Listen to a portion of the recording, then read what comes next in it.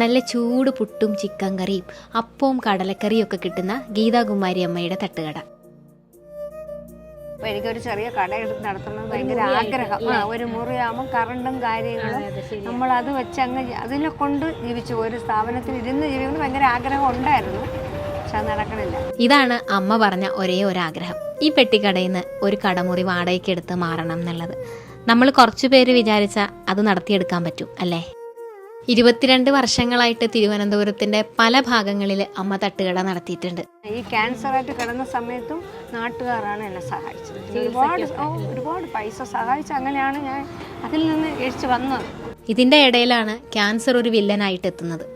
പക്ഷെ തോറ്റുകൊടുക്കാൻ അമ്മ തയ്യാറായിരുന്നില്ല. നാട്ടുകാരുടെയൊക്കെ സഹായം കൊണ്ട് ട്രീറ്റ്മെന്റും സർജറിയും എല്ലാം കഴിഞ്ഞു, ചെക്കപ്പുകളും ഒക്കെ ആയിട്ട് മുന്നോട്ട് പോവുകയാണ്. ഞാൻ ദേ പുട്ടും ഒരു ഹാഫ് ചിക്കൻ കറിയും കൂടിയാണ് മേടിച്ചത്. 60 രൂപയുള്ളൂ കേട്ടോ ഹാഫ് ചിക്കൻ കറിക്ക്. നല്ലൊരു സ്വാദാണ് ഇവിടുത്തെ ചിക്കൻ കറി. ഞായറാഴ്ച ദിവസം കടയില്ല, ബാക്കി എല്ലാ ദിവസവും വൈകുന്നേരം ഒരു 6 മണി മുതൽ രാത്രി 10 മണി വരെ നല്ല രുചികളുമായി ഈ 2 അമ്മമാരും ഇവിടെ കാണൂ കേട്ടോ.